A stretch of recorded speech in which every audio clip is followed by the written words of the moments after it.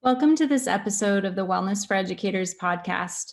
My name is Dr. Catherine Kennedy, and I'm the founder and executive director of Wellness for Educators. We are a 501c3 nonprofit based in Maine, serving educators worldwide. We are invested in and passionate about supporting educators with trauma and equity-informed practices and strategies for mental health and well-being, as well as social and emotional learning. This episode of the podcast is a very special one for us because we are cross-publishing as a sister podcast for another podcast called Coffee with a Little Bit of Cream. This podcast was started by the vice president of our board, Shamari Jones, who also serves as the director of equity and family engagement at Bellevue School District in Bellevue, Washington.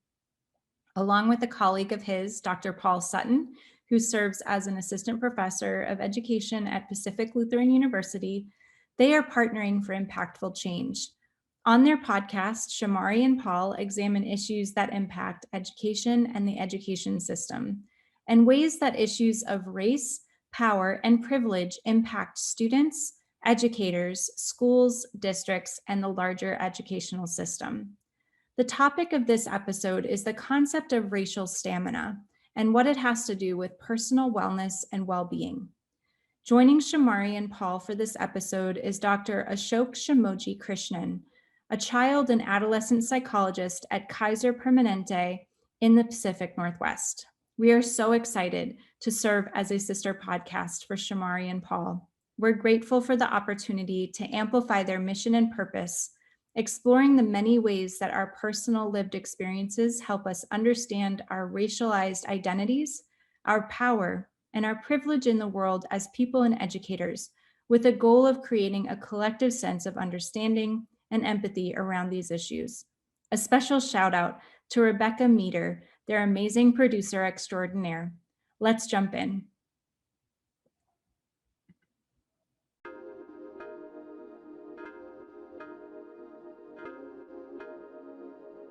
Welcome to the Wellness for Educators podcast. I'm Paul Sutton, and along with Shamari Jones, I'm one of your hosts. In today's podcast, we have a wide-ranging conversation with Ashok Shamoji Krishnan, who is a child and adolescent psychiatrist at Kaiser Permanente in the Pacific Northwest, about the nature of Robin DiAngelo's concept of racial stamina and what it has to do with personal wellness and well-being. We discuss how families of color build racial stamina in their children so they can safely navigate public spaces such as schools, and the ways white adults and teachers can better support students of color to help them succeed. In addition, we discuss a responsibility white people have to both build and sustain their racial stamina, and ways we can work with people of color to work towards personal and systemic change so that people of color feel safer navigating public spaces. We hope you enjoy listening to our conversation as much as we enjoyed engaging in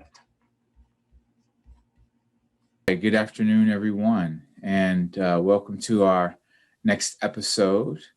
I am really excited today to engage in some really depth of conversation, some amazing dialogical debate around racial stamina, both between Paul and I, and today we also have a special guest who will be joining us, who will introduce himself in a moment. I absolutely am excited about the sun that is out today and is making me feel incredibly energized. And I think that this is going to be a really great episode because my soul is in it today, Paul. We're about to get a little bit jiggy with it. I'll start again by just thanking on the backhand our producer, Rebecca, who's in the background listening and providing us with support. And we'll launch a little bit after everyone does their introduction with some conversation around racial stamina, which I tend to not have a whole lot of anymore in my age. But today, I definitely have some stamina for this conversation. And looking at the smile on my two fellow gentlemen's faces, they do too. And so let's get into it. Paul, if you'd introduce yourself, and then we'll go into a show.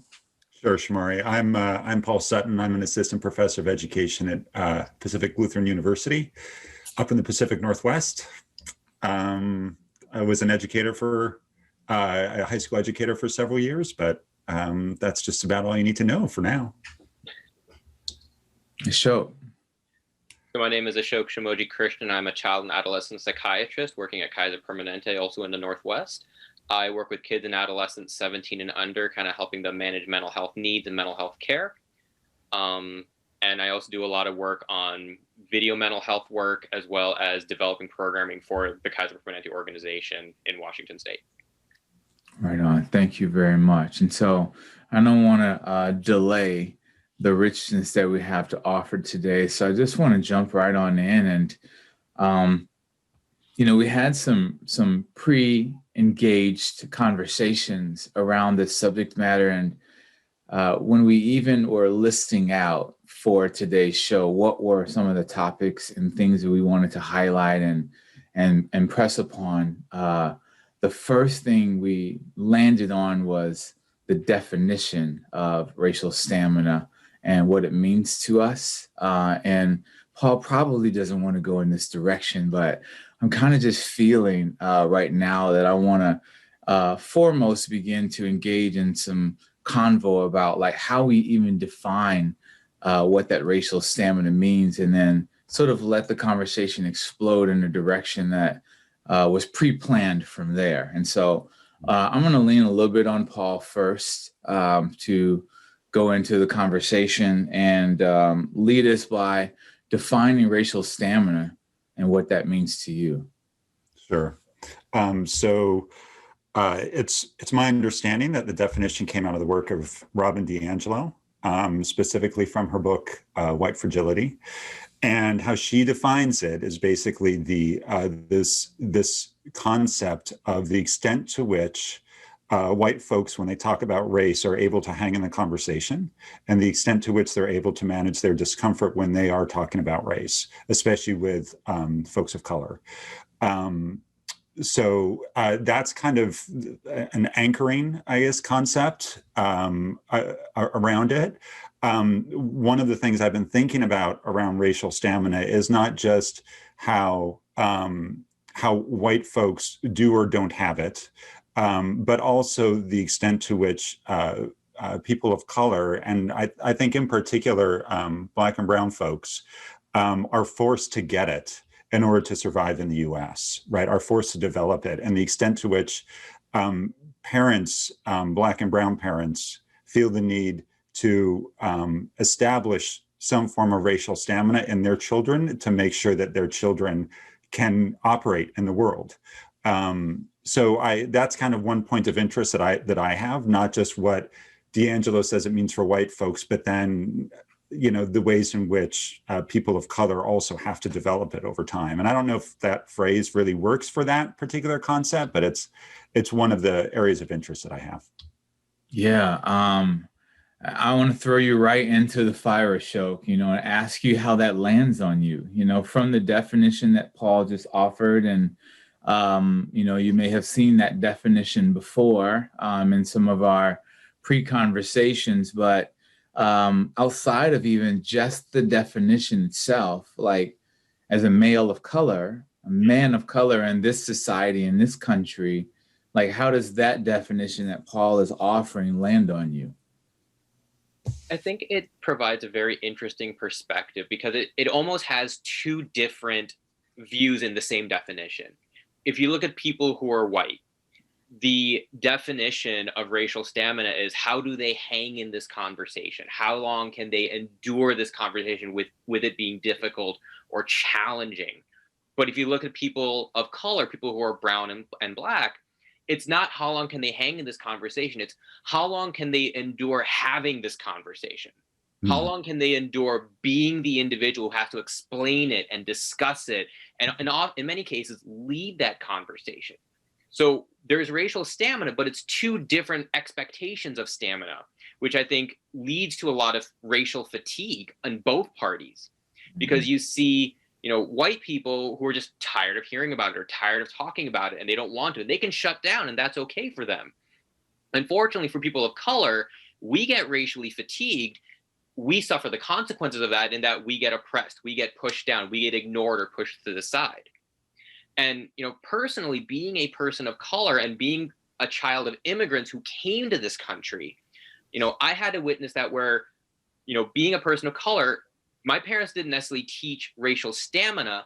They taught more of how do you blend in, how do you fade into the background so that your race becomes less of a factor because you're acting more like the dominant race here. And there's a lot of people of color who come into the country with that viewpoint of how do we not rock the boat.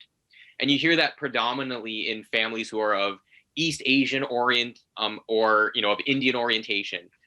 And then you hear a different perspective and a different view of people who are Black or people who are Latino, because they are coming in and they're seen as a threat as opposed to seen as, oh, they're going to work with the dominant culture, which is typically white here.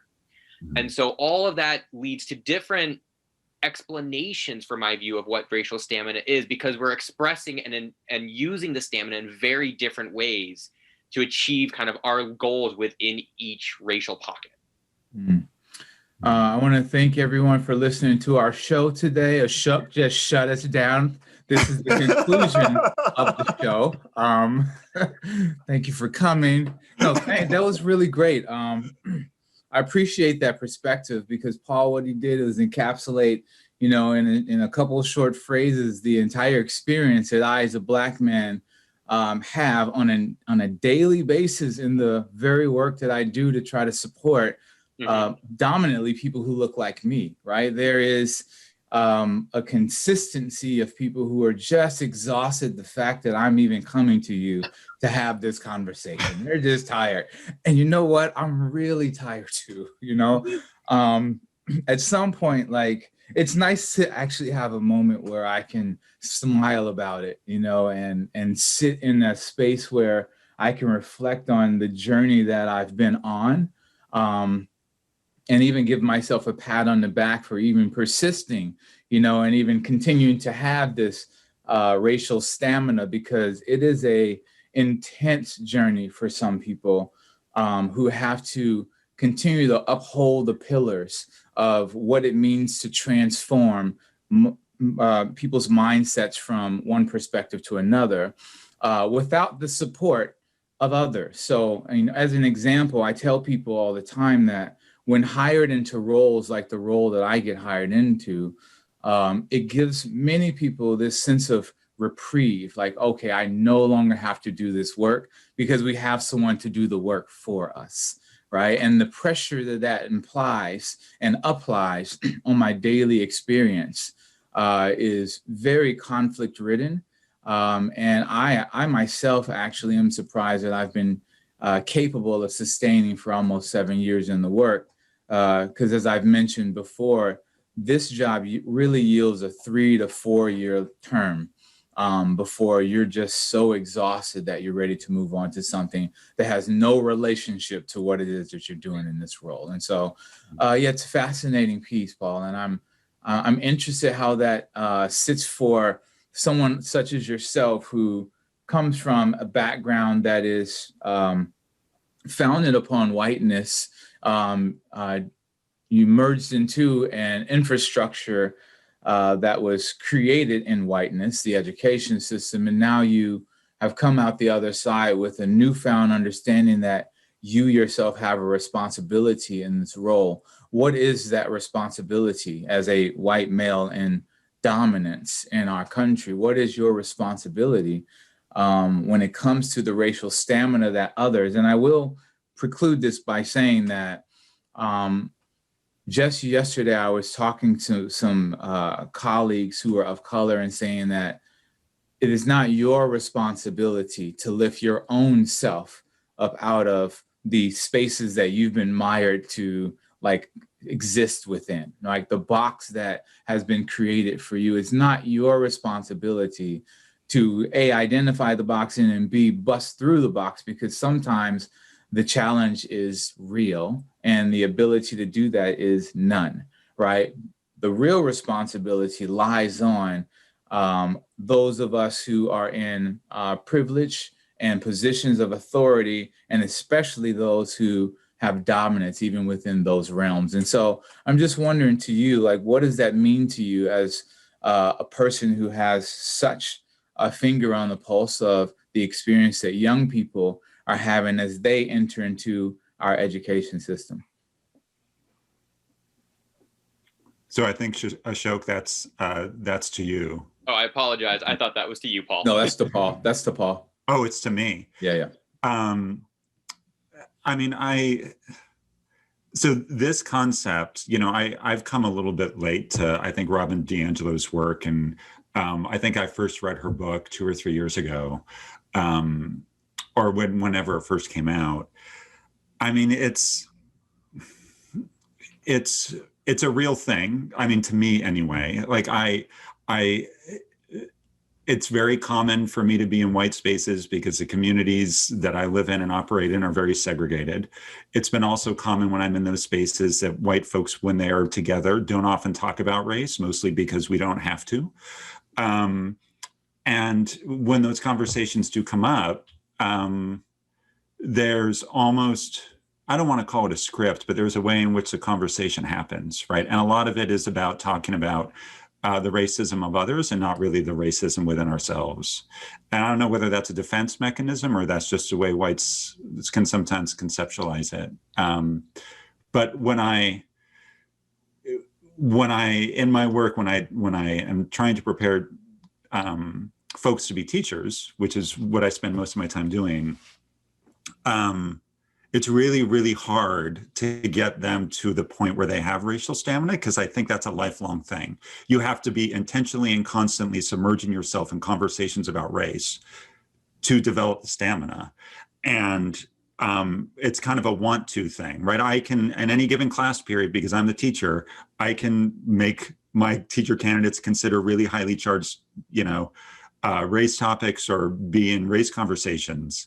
But they can cognitively engage the conversation, but then not be part of it, right? So it's one of those things they have to, part of my training of them and my educating of them is to teach them that it's okay to be part of that conversation and that it's expected, because they're going to need to be having those conversations on some level with students. So they need to build up the stamina themselves.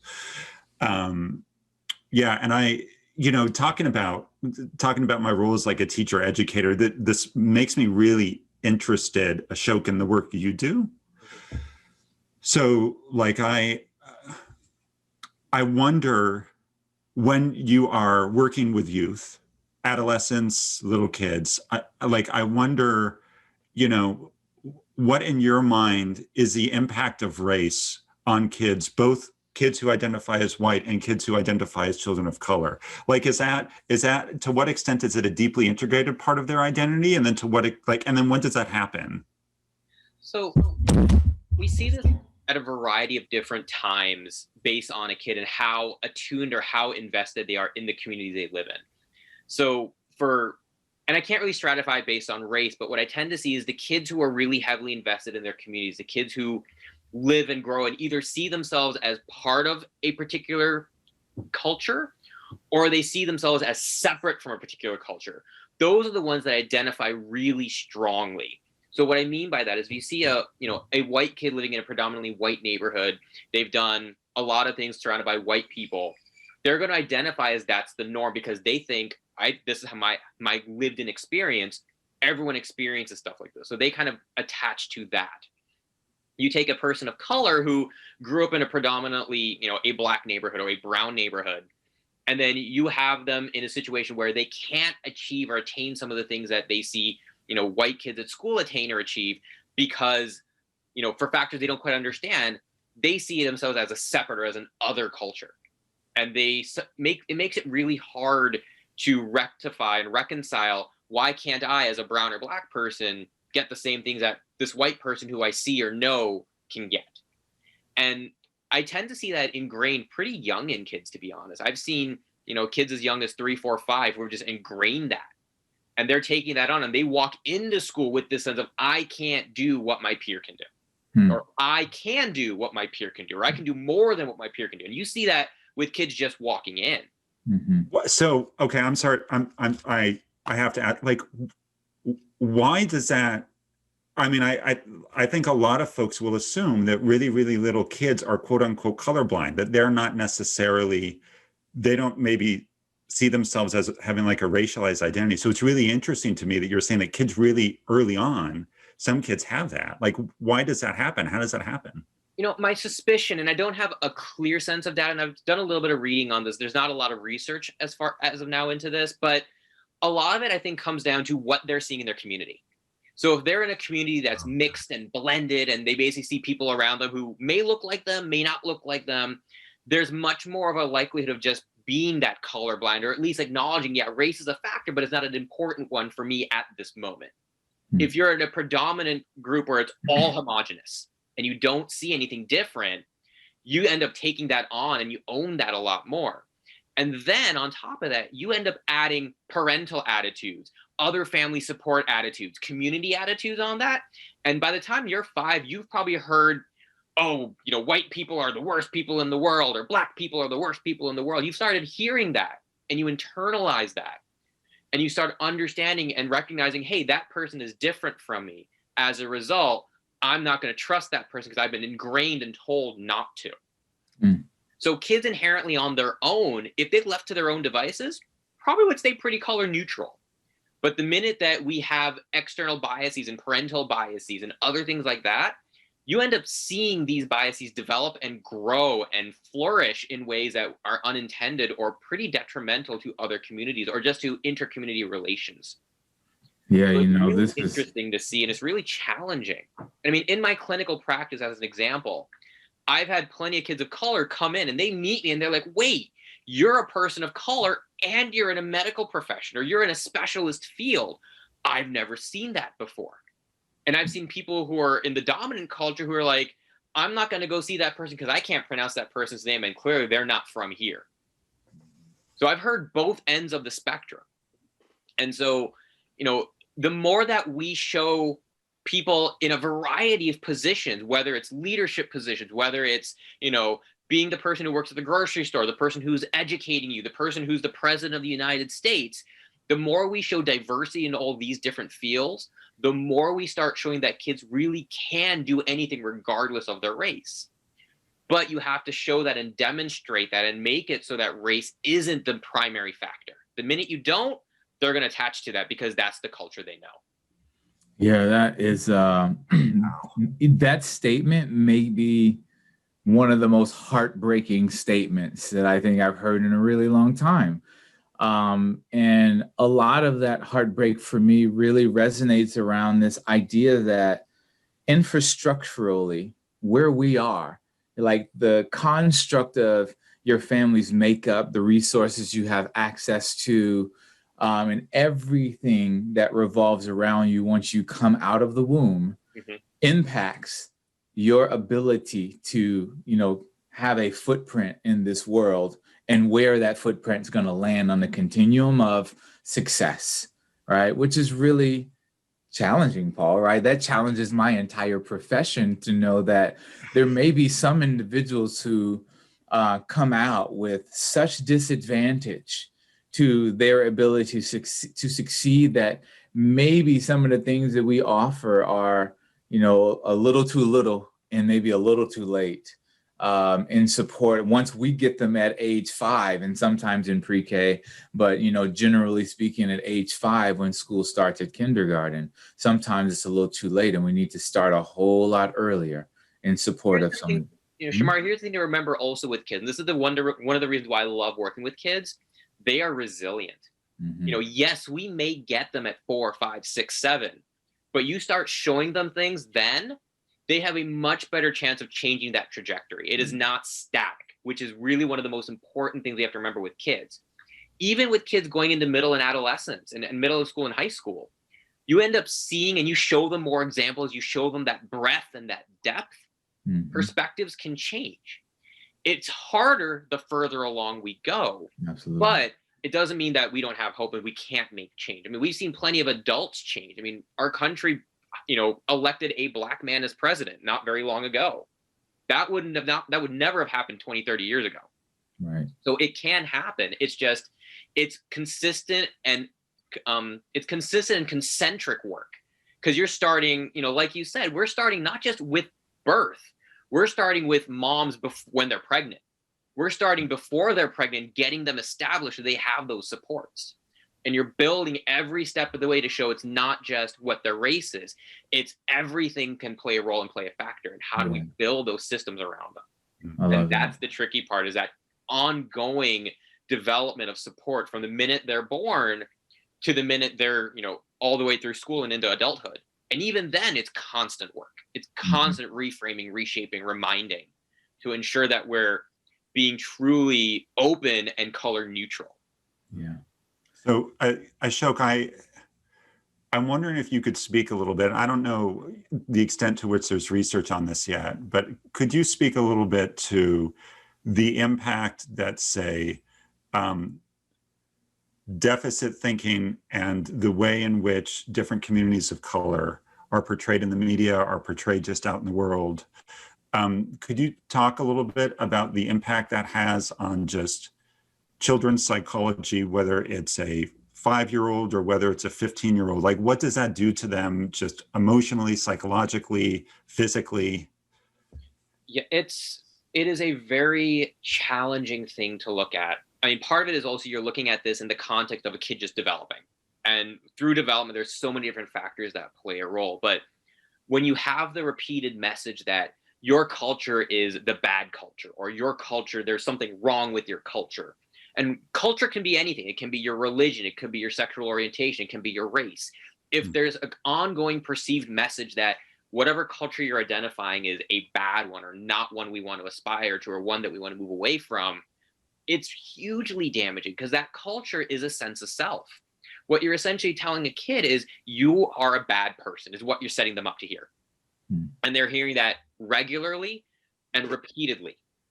And over time, that message becomes ingrained. So you see kids who, they stop trying. They don't put the effort in school because they're told, your culture is not the smart culture. Why are you putting that effort in? Or, you can try all you want, but you're never going to be anything. And so after a while, you see these kids just give up in school. I mean, I've seen plenty of kids where elementary school, they're awesome, they're stellar, they're rock stars. They get to middle school and they've heard this message so regularly that they start tailing off. They're like, well, what am I doing? I'm putting all this work in and I'm still kind of stuck. You get them to high school and you're seeing these kids, they're starting to fail classes. They're starting to skip classes. They're dropping out of school. Now, all of a sudden, you set this kid on a trajectory of poor education, poor ability to find ways to make a living. And now you've got them on a path of potential criminal activity, potential substance use, early pregnancies. You're putting them on a path that's setting them up. And this is where the notion of the direct school to jail pipeline, this is part of that process. You don't support these kids early, you're going to watch them fall off. And all of a sudden, they're in a situation where they can't earn money. They can't find a living. They can't have a job or a place or anything like that. And now they're trying to do whatever they can to make ends meet. And that, in some cases, that leads to criminal activity and they go into the pipeline. And so, in addition, it's not just what physically happens to the kids, but the emotional toll on these children is huge. We're seeing huge rates of things like anxiety, depression, suicidal ideation. All of these things are in way, way more intense numbers than what we would expect to see in a culture where it was truly color neutral.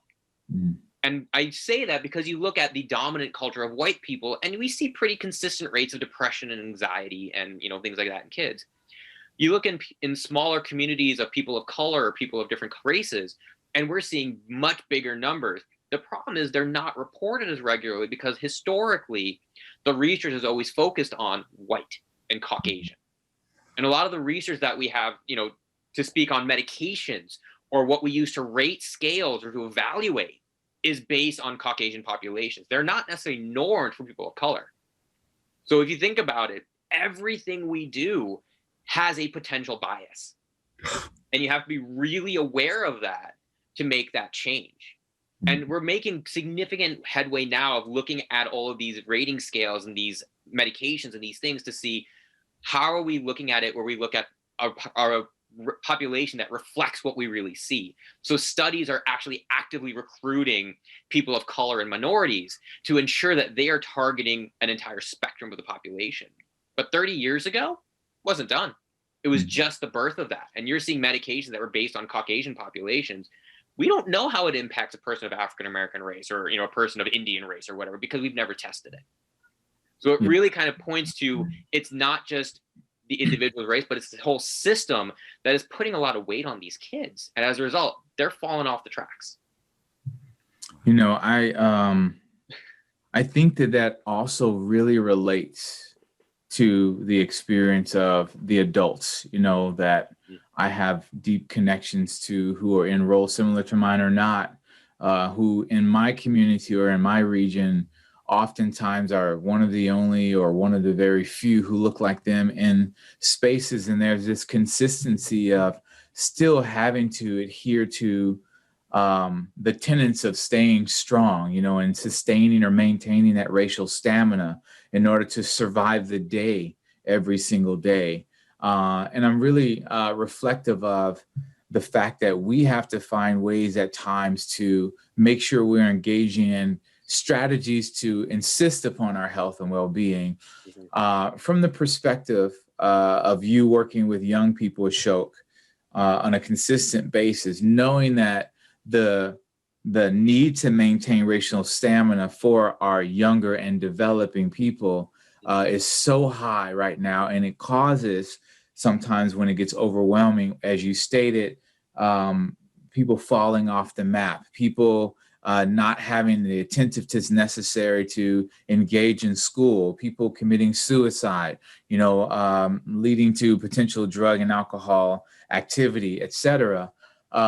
Strategies, are there ones that you would suggest for our young people that would help our young people to continue to sustain in this environment that the adults like Paul and I who work within this education system cannot fix just yet? We're working towards it, but we're just not at the precipice of change at this moment. Honestly, the biggest thing, probably the number one, number two, number three thing that I always advocate is listen. Kids have a story to tell. They know their story. Even the little ones, they can point out something was weird. They may not have the language, they may not have the sophisticated words or whatnot, but they know when things are off. Listen, listen, listen. The biggest way that I've, you know, engaged with kids, and even engaged with kids who are of different backgrounds of me, you know, is I sit there and say, tell me what's going on, what's happening. And I give them space to do so. I don't corral them. I don't correct them. I let them talk. And then it's asking questions once they've told their story, whatever they're comfortable with, is, that sounds really hard. What do you mean by this? Or how is this done? Or how did you feel that way? And one of the biggest things with kids is if you listen and you reframe what they say so they can hear it in an adult's words, it gives them more language to explain and express their thoughts. And most importantly, it makes them feel heard. And now all of a sudden, instead of being an adult, you're an ally. And that is huge, because for our young people, they need as many allies as they can get, because people are going to be tough and people are hard to open up to. If they find that person or persons they can relate to, they're going to come to you. And if they know that you have their back and you'll go help them when they say, hey, this is what I'm experiencing, this is what's going on, they'll go to you and they'll talk to you and they're open. And that is huge, even for adolescents. Even the most difficult adolescents I've ever worked with, I gave them their space and they talked and they spoke and they explained and they expressed. And I came in with as little judgment or as little bias as I can. And the biggest thing for us as adults is we carry our own inherent biases. We have our own judgments. And if we're going to work with youth, we've got to temper that. We got to hold that and say, you know what? I have this bias, but that is not this person. The bias is this generic thing that I've learned. This is this person in front of me, and I need to hear their story 100% and ask questions where I don't know. All right, so let me reframe this for you then. Yep. In my community, there are not a lot of folks who readily seek out the support of an adult when they themselves are having a challenge, when they're young people, I'm referring to. Yep. Or if they do, they're very selective on the adult that they're going to choose to connect with, or at least at that level of depth. And that adult might not have the skill set to adhere to like a protocol similar to what you've just mentioned. And so what are the skills or strategies that I can advise to students that they can use to help to mitigate some of the stresses that they feel every day when they're permeating these hallways, not seeing people who look like them, in classrooms where the book that they're reading has the N word in it. You know, the isolation that they feel, the sense of not feeling success because those around them tell them that they have no chance of being successful, et cetera. What do I advise them to do differently? You know, that's a really, really tough question. And it's one that I have spent a lot of time racking my brain. And the best thing I found is I've asked kids what would help them. And sometimes kids give you answers, sometimes they don't, sometimes they're super innovative. What I have found for a lot of kids and adolescents is a lot of them will connect to people who look like them in their communities, whether it's in school or where they work or just in their community in general, connecting to those people. But for us as adults, it's often being able to go into those spaces and saying, look, I'm coming here to learn about you, and I'm coming here to hear how we can help get your message out there. Yeah. And so it's building and finding those people who can be allies. And what I advocate for a lot of youth, particularly adolescents, is find those people in your school that you feel you trust. And it may be one person, it may not be a ton of people, but let them hear your story. Let them learn about you. And acknowledge they're going to ask questions, they're going to not understand stuff, and they're going to potentially misinterpret. Give them their space to misunderstand and misinterpret, but let them learn and ask questions about you so you can help correct them. And by doing that, you educate one person. You educate one person, they can take that and educate another adult. Now you got two people who are educated, and it's building this process of educating others. It's unfortunately a bit of pressure on a youth to be able to say, I'm going to educate this adult about me and about what I'm experiencing. But the thing I always tell an adolescent is simply, nobody knows your story but you. We all see your story from our perspective, but we don't know your story. You've got to tell and express that story. Otherwise, it's going to be misinterpreted or misconstrued. Yeah. And if you don't share it, we won't know. And that's kind of how I approach a lot of the kids I work with is, I know mental health stuff. I know depression. I know anxiety. I know these things. I don't know your depression or your anxiety.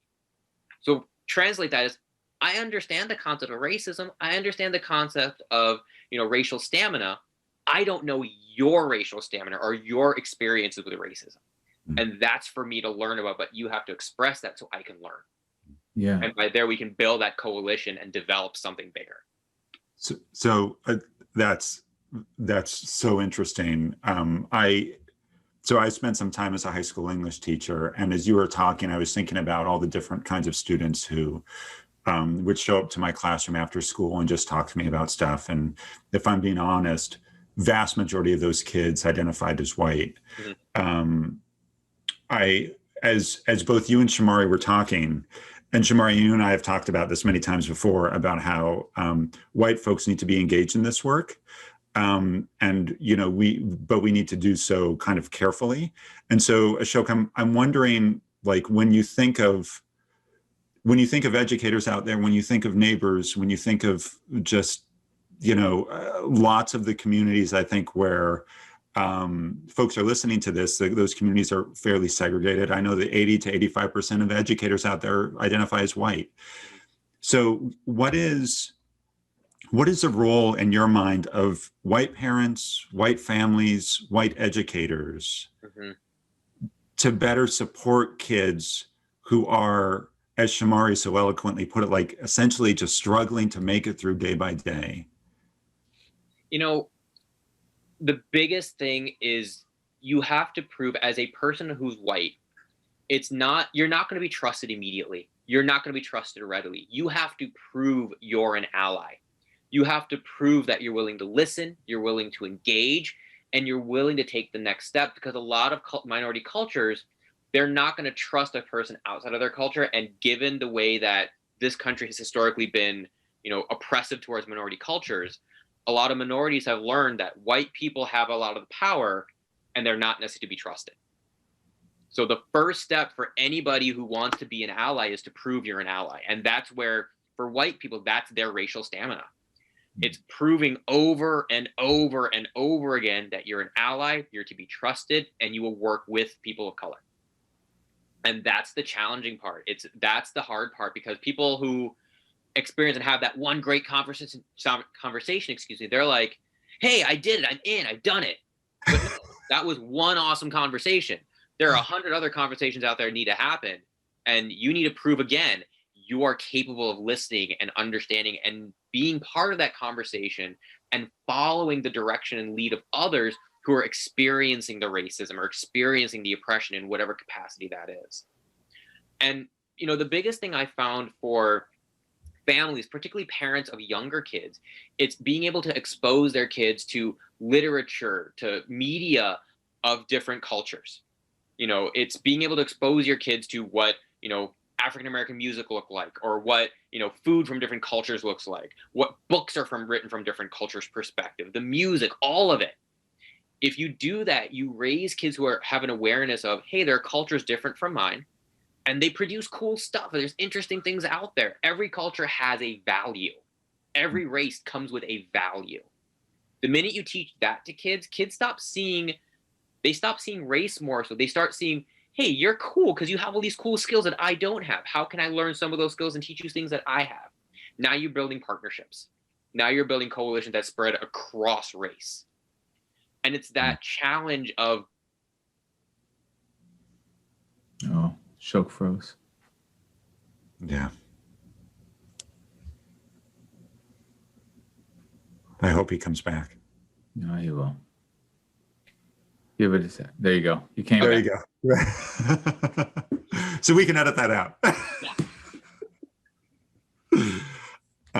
So you were, Ashok, you were talking about the more that you can expose kids, in particular white children, to different cultures and different ways of knowing the world, the better equipped they will be to interact with folks who are different than them.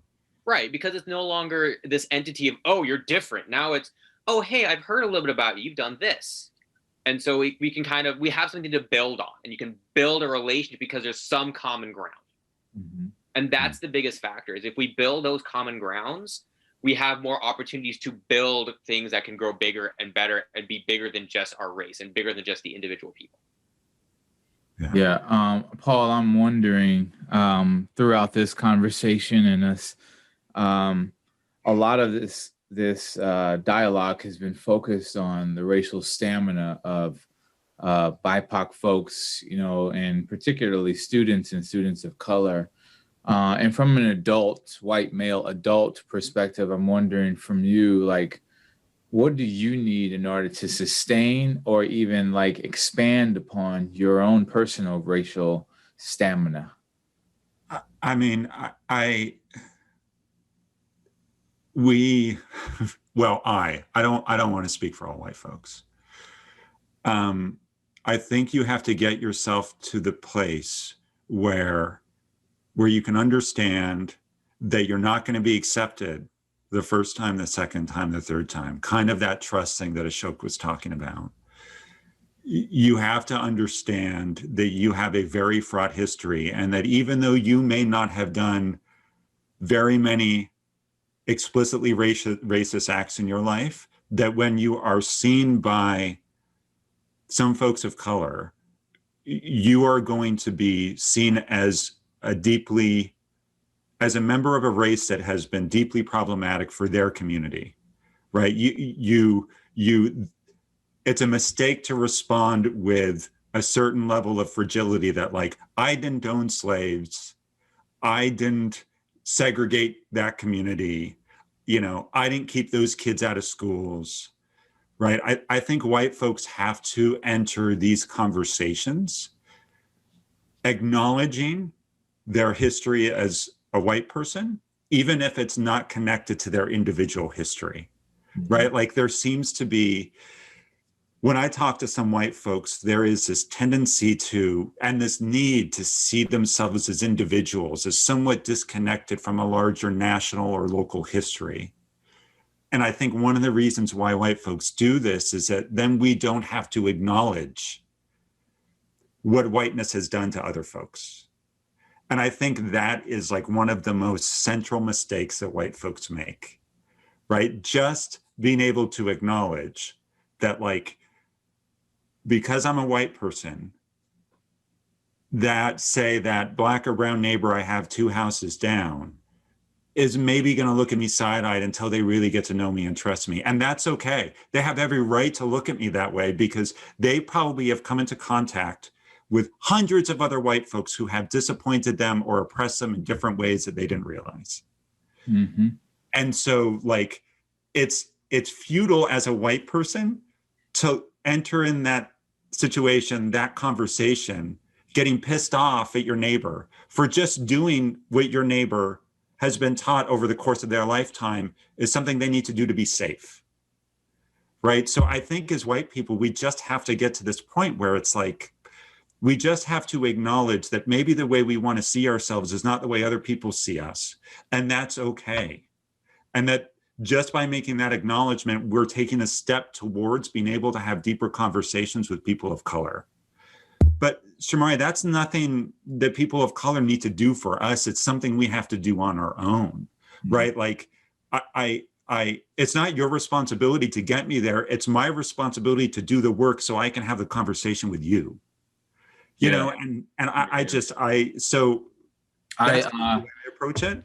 Yeah, I let you have that whole piece, Preacher Paul, so I can re-ask the question, what do you need, sir, in order to sustain your racial stamina or to expand upon your racial stamina?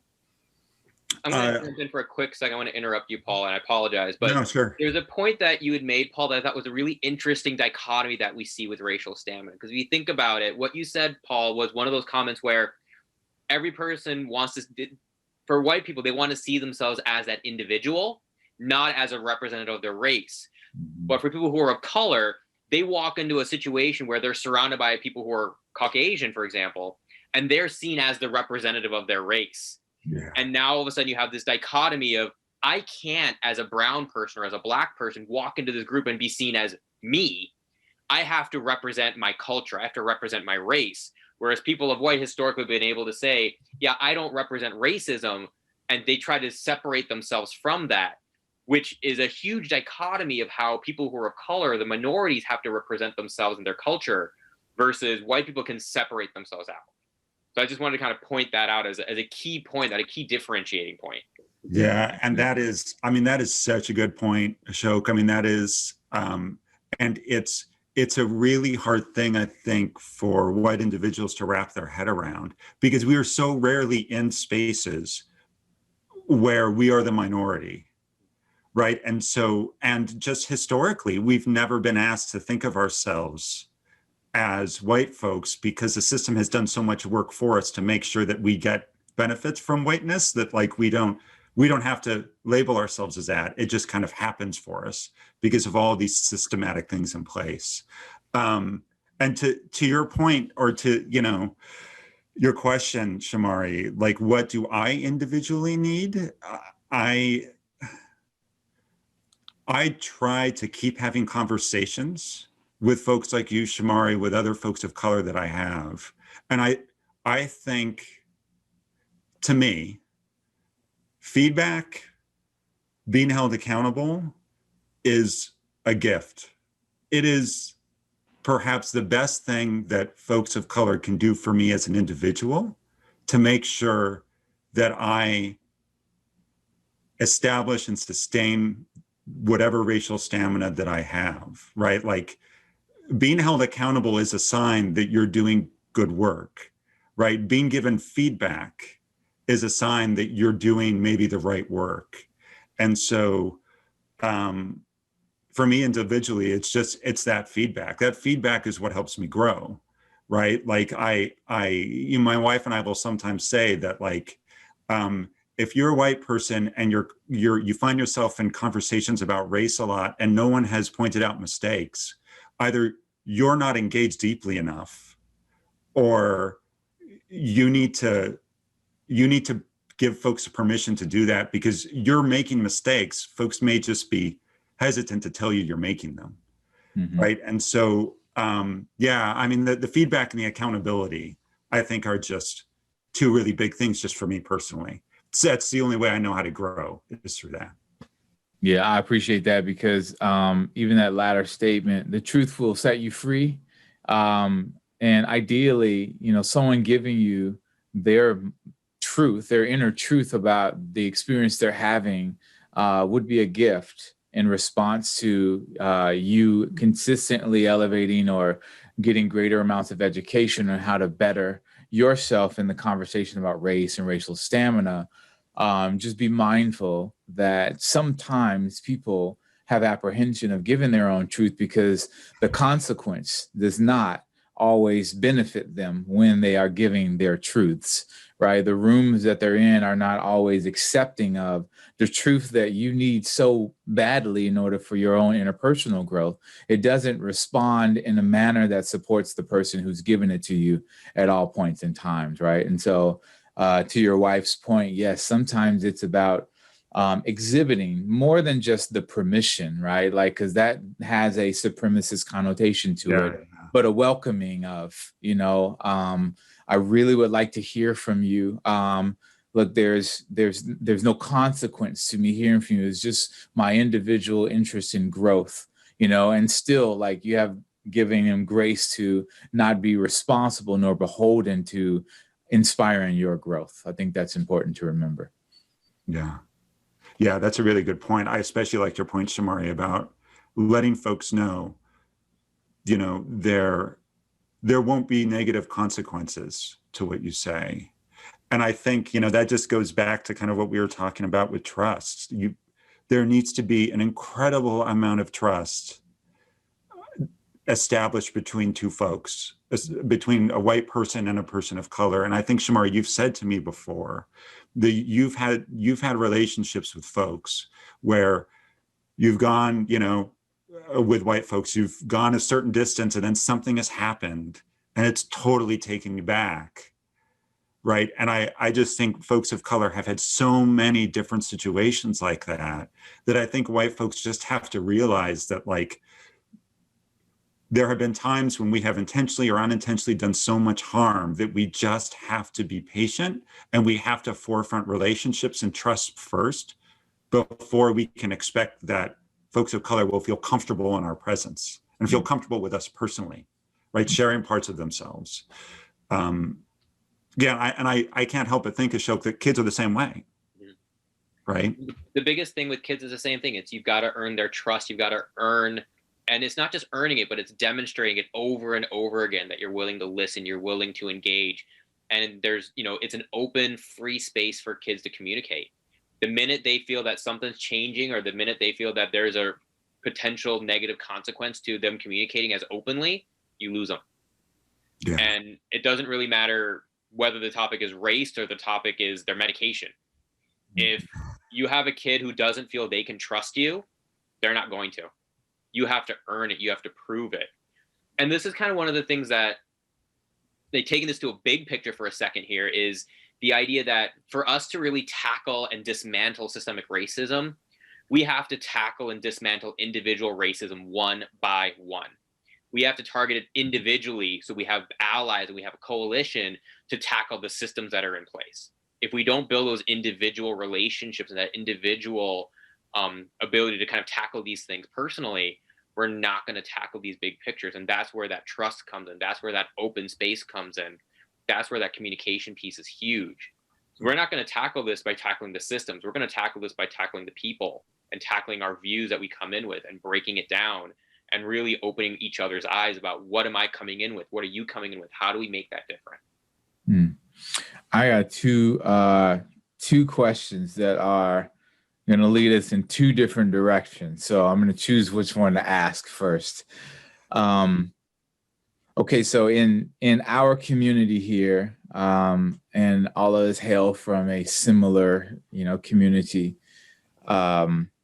We have, over the past couple, maybe few years, experienced, and you mentioned this earlier, Ashok, a tremendous amount or uptick in suicides amongst students of color, and at an alarming rate. And the adults around them who care for those students oftentimes did not see this coming. They did not catch the signs of what it's going to take in order to make sure that the student has what they need, nor did they catch the sign that this student is declining to the point of no longer wanting to be here any longer. And this is a question that you're likely going to answer with, each case is very individualized, and I'm not sure how to give anything that's relatively specific, but as adults who are surrounded by young people that we care for and that we love, are there things that we should be looking for with regard to some of these students, especially this incredible uptick in students of color who are experiencing such trauma, which I most definitely am attributing to they've peaked out on the racial stamina that they have been given, and they haven't any more tools to continue to grow in stamina in a way that will suffice what the challenges are that they're experiencing. Adult-wise, is there something we should be looking for, or some way that we should be loving differently so that our students can sustain safety and no longer want to take their own lives? There's, to quote one thing you said, every case is individual, but there are some general guidelines that I always look at. It's, again, engaging those kids as much as possible. If they feel they've got somebody who cares about them, somebody who is invested in them, and somebody who wants to see them succeed, that is a huge protective factor for these kids and youth, because they feel, hey, I feel that this person cares and trusts me and wants me to be around. That is a huge protective factor. That, in a sense, gives them pause to think about, wait, I don't want to hurt this person that I care about because they've shown so much about how much they care about me. The other thing I always advocate is look for change in kids. Kids who are doing well, they tend to follow the status quo. They push ahead, they do their academics, they engage, they come to class. What I start worrying about is I see a kid who's suddenly skipping classes. They're not doing their work anymore.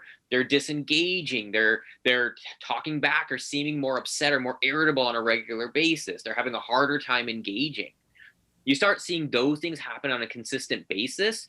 That starts making me wonder what's going on, what's changed, why are we struggling more when we weren't before? And that's the time to jump in and say, hey, I'm noticing this with what's going on. Do you want to talk about it? Can I help you in any way? And again, come in with that open and very, this is a safe space for you to just talk and engage. It goes back to a question I was asking you earlier around like the professionalism of the people who students choose to tell that they're having a problem, or maybe not tell. Maybe these signs have really sort of exposed themselves in a classroom space with teachers. This question goes to you, Paul, with teachers who potentially were never trained for how to notice those signs. Paul, are there things in the College of Ed that you all are making aware to your teacher candidates around, here are the things that you should be looking for, these changes that might mean that there is this problem that's existing in the life of this student? Like, what's happening on a teacher prep side? Some of the better programs are spending time on trauma-informed practices, or just ensuring the teacher candidates have a sense of what trauma might look like. But I think that's like more of a narrow band, if I could say that, of things. I mean, some of your better teacher education programs will hammer over and over and over again that one of the most proactive things teachers can do in the classroom, two of the most proactive things teachers can do in the classroom, is to ensure that every single classroom that they lead, every class they lead, there is a very strong sense of belonging in that classroom, and that every child is treated with a sense of dignity and love and care. And all of that comes from a wellspring of relationships, right? So it's pretty typical for, I think, average folks to think of when you're learning how to be a teacher, you're learning how to teach content. And I try to teach my teacher candidates that they're not teaching content, they're teaching students, you're teaching kids, right? So you've got to really get to know who those kids are in order to teach them the content the way in which it will resonate most deeply with them. One of the really nice byproducts of taking that approach is that kids come to trust their teachers and come to see their teachers as those folks they could go to if stuff is happening. Now you layer on top of that the need to provide teacher candidates with really strong anti-bias, anti-racist training and support.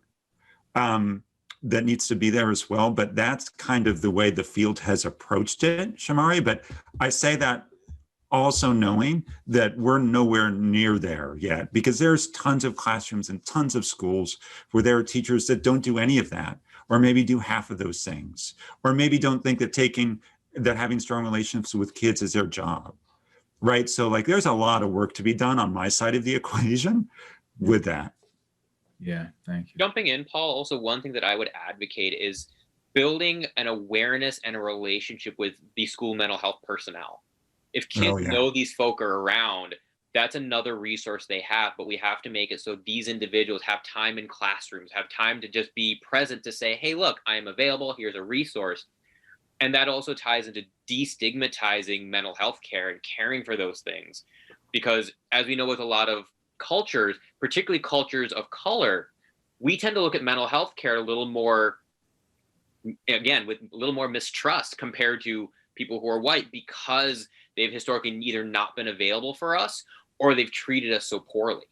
And so coming in and saying, I'm a person of the mental health world and I'm here to help, we come in with a lot of baggage for a lot of cultures and a lot of backgrounds, but we have to present ourselves as, I'm here and I'm open and I'm a safe space for you to communicate whatever you need to communicate.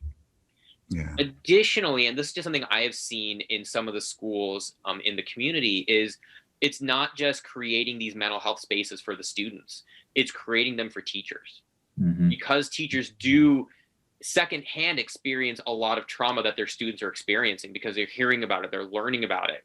And that is very difficult for some teachers to parse out and to kind of own. So you have to create the safe space, not just for the student to communicate, but for the teacher to kind of process that information and then figure out how to go to the next step, whatever that may be. So it's both that are super important. And Shamari, there's one more thing I want to add to the list of things I pointed out. I think it is just absolutely crucial for teachers to get better at establishing really strong connections to families and the community. I think we do, at least from the teacher ed side, I think we do a piss poor job of that. And I think it's a powerful thing when students know that their teachers have strong relationships with their parents and with their community, and is working in collaboration and cooperation with their families and their communities in order to make school a more meaningful place. And we in the teacher ed field, we do a lot of talk about that, but we're not really good at preparing our candidates to do that. Yeah, thank you. Ashok, is there like a perfect state, at the end of the day, and we fixed it all?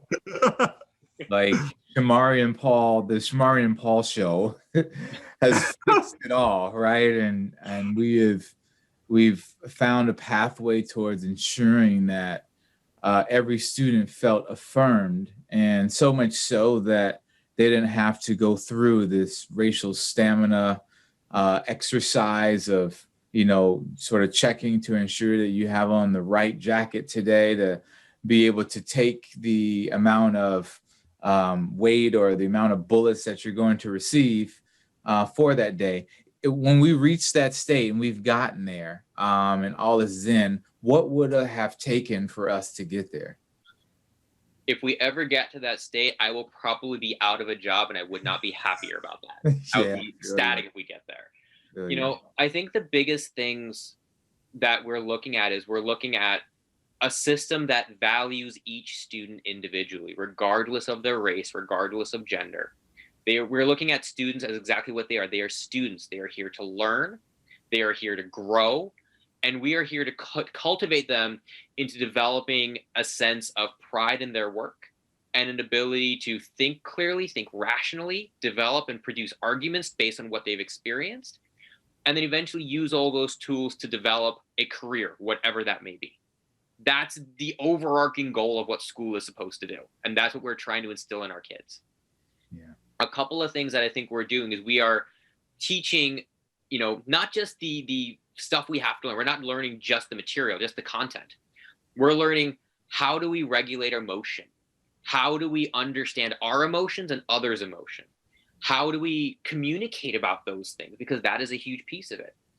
And then it's how do we communicate about things that are the same as what we've experienced and about the things that are different than what we've experienced, because that's what we're going to run into. That's where a lot of these things are abutting. It's that these are differences that we have. And we've always been trained as societies to say what's different is bad. Mm-hmm. And that's where these racial lines are. It's you are different from me. You must be bad. That is our inherent bias immediately. To be truly successful, we have to go, you are different. That may be something I don't know about. I must learn more about it before I make a judgment. Mm-hmm. And it's being able to think about what it is that I'm looking at before judging it and taking away that inherent judgment that we kind of come in with. Additionally, I think the other thing, it's having spaces where teachers can communicate and discuss things with students and feel free to challenge ideas and bring out those ideas and challenge them in a space where they feel comfortable doing so and their students feel comfortable doing so. Because if it's an environment where a teacher doesn't feel comfortable, that question is never going to get raised. Mm-hmm. And if it's an environment where students don't feel comfortable, that question is never going to be answered. Mm-hmm. And so it's creating these safe spaces, it's communicating and working on the emotional content. So we have the way not only to communicate about it, to regulate our emotion about it, and to explain our emotion about it, and to talk about it in a cohesive, coherent sense so that we can actually have the conversation as opposed to just reacting instinctively. Yeah, that's huge. Paul, what's your PhD say about that? I concur. Love it. Yeah. Awesome. Yeah. I mean, we've, I think, Shamari, you and I have talked quite a bit about, a lot of those things, and Ashok, I'm really glad to hear you kind of point out a lot of those different just dispositions that students need to have, especially the social emotional stuff, the ability to self-regulate, the ability to advocate for yourself. And again, I just think we need schools that provide more of fertile ground where students feel comfortable doing that. And I think too many students right now don't. And so I think there's a lot of work that needs to happen on the systems end of it as well. Okay, so my trajectory number 2 that I want to go down shifts gears quite substantially. As an adult, and I really want Ashok's perspective on this as well as Paul's. And I'm speaking, Ashok, not to the young people and the stamina that they must uphold on a daily basis, but more so to my brothers and sisters in the fight against prejudice, racism, oppression, and those who are consistently confronted with the pressures of being responsible for moving all the barriers out of their own ways to experience their own joy, happiness, success, etc. And so the little bit of the story that I wanted to tell is that I had some tough times during COVID. Like there were a couple of months during COVID where, man, it hit the fan and I was going down, like the ship was sinking. There were lots of pressures that were around me, including COVID, but the pressures of experiencing the type of work that I have enhanced the amount of experiences that I had with those who were entering into poverty, with those who are already in poverty, existing greater hardships, with those who found themselves in the greatest struggle that they have ever experienced in their lives. And these are the people who persist to be the resilient, and are forced to be the resilient in society. They're forced to be twice as strong as others because knowingly they're going to get likely half as far as others might, benefit from with regard to their race and the privileges they've been advantaged. So what I want to say is that during that time of hardship for me, I sought out therapy from a medical professional. And I'm thinking about your profession in particular. And I've had lots of debates about this in the past and how a part of the formula for wellness is seek therapy or psychiatry or something that's really going to allow you the space to be able to release some pressure, like turn that valve in the different direction to pipe off some of that steam. And, in my experience, and I went to a psychiatrist, in my experience, in 45 minutes, based on this real low that I was having, I was diagnosed with having depression and given medication for that depression, not having had any prior conversation with this individual not knowing any of my background and history outside of what I just shared. And I thought it to be just a little odd, and it really helped me to judge whether or not psychiatry is scientific any longer. Like, I'm a scientist by trade, by what I've studied in college and what, some of my paths have led to. And one of the things that I'm having a hard time understanding is, I understand that way back in the day, someone said, if you fit into this box and you have these very particular symptoms or signs, then this is what it means for you, to you, and here's what I should give you in order to eradicate that problem. But as you stated a little bit earlier, that earlier science was not necessarily practiced on Black people, brown people, indigenous people, other people outside of those who identify as white. And so the physiology of my entire system and soul and spirit might be different than that of someone else who may have similar problems. So I think what I'm asking is, like, for those of us who experience having to consistently engage in this holding up the pillar of racial stamina in order to just sustain in life, what should we be looking for by way of seeking out wellness? Whether it's wellness in others or whether it's just wellness in general, because sometimes I don't trust others, right? So I need to find it for myself. Going back to the strategies, are there strategies that you would recommend for my own personal well-being? I think what you experienced and what you just shared there, Shamari, is a very common experience that I've heard from people of color who have gone to a mental health professional. A lot of times they're going to somebody who doesn't look like them, who doesn't know their experiences, can't really relate on that level. And subsequently, we walk out of those appointments feeling, what did I just do for an hour or 45 minutes or however long it was? And then you're handed a bottle of pills, or you're handed, a sheet with a couple of things to do that sounds really trivial given the monumental task of trying to make yourself feel better. I think mental health as a whole has historically had a bad rap, and to a degree deservedly so. And part of that is some of the things you mentioned that we talked about earlier, is that our research has not been exactly scientific, historically speaking. We've had some significant biases. We've had some significant issues in representing cultures and cultural viewpoints in mental health care. It is something that I will say is being rectified and worked on. Are we there yet? Hardly.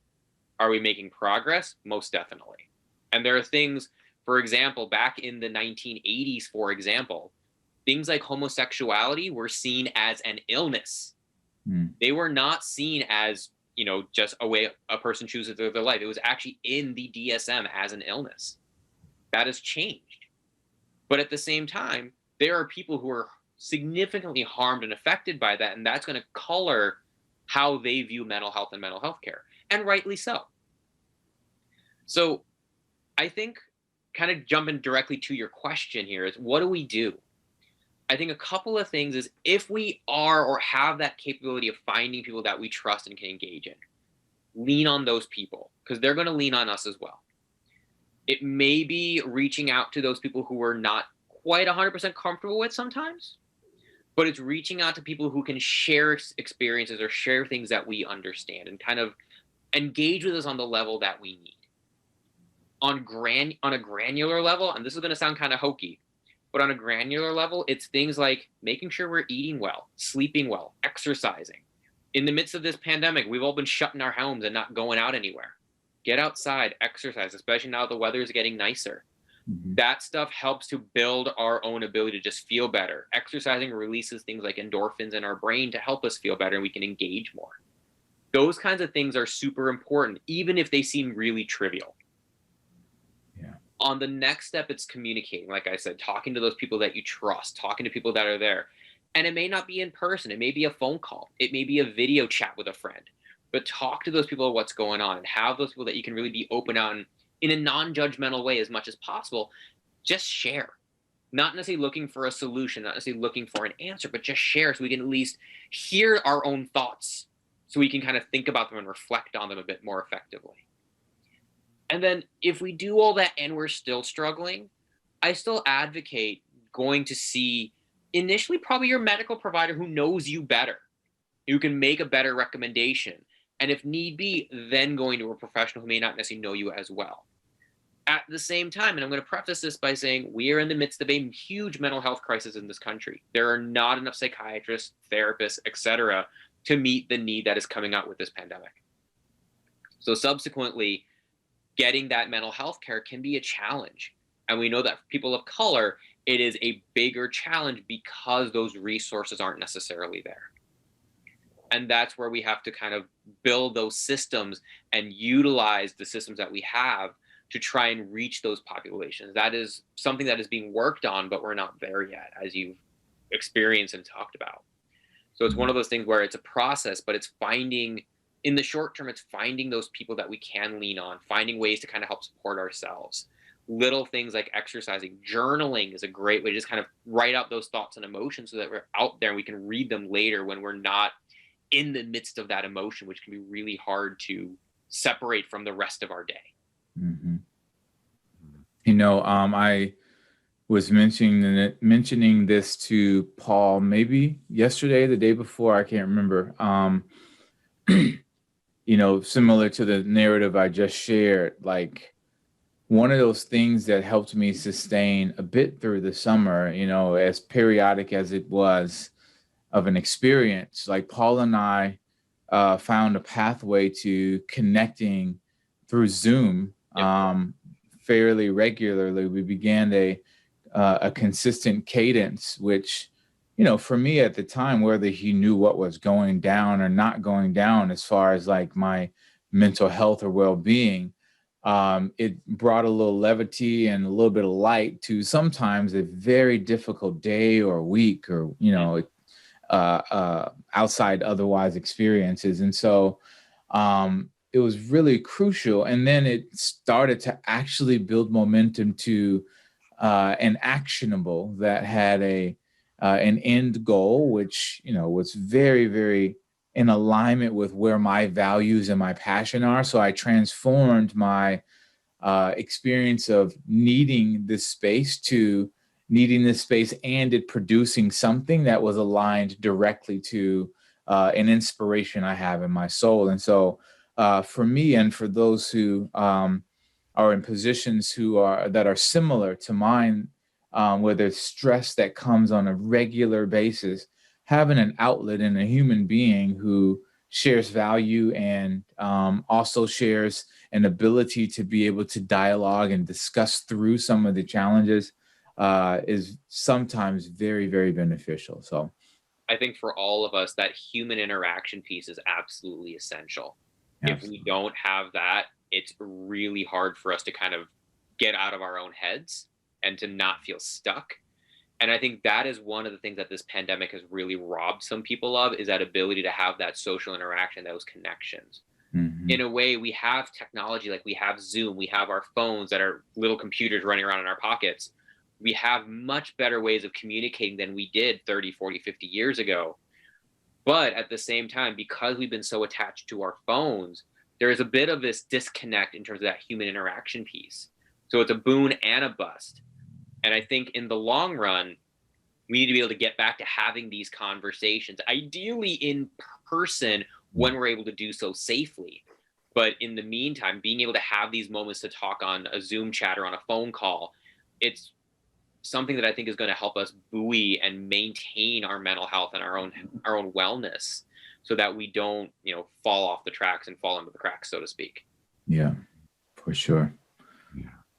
Paul, as we get ready to round out this show, are there any words that you want to add or offer to the conversation? I guess the only thing I would add to that conversation that you and Ashok were just having around, finding somebody to talk to and all that. Boy, it's been years now, but probably starting in the mid, 2000s, I started going to a psychotherapist, and I remember my expectation walking in was that the first day I would talk to him, he would grab for his prescription pad and write me something, to deal with. I think, I had anger management issues. I had anxiety, all of that. And this particular professional didn't do that. This person said, I'm not going to medicate you. I'm going to talk to you. Right. And so it was like once a week, once every 2 weeks, I had to show up. I had to keep the meeting. I would roll in and I would just talk. And amidst, 10 years time, my dad passed away. And, had I not been speaking to that person on a regular basis and had a history with them, I'm not so sure how I would have gotten out of my dad's death. And it also, that experience also taught me the value of talking through things, the value of deeply listening to somebody when they're telling you something hard. And so in some cases, Shamari, like when you and I started talking last spring, like I have so owned this idea that like just talking and listening to somebody who you trust can be super therapeutic. And as much as you might have gotten from those conversations, I got just as much because I had somebody outside my wonderful wife and my kids and, who I could connect with and talk about work and maybe sometimes not talk about work with. And so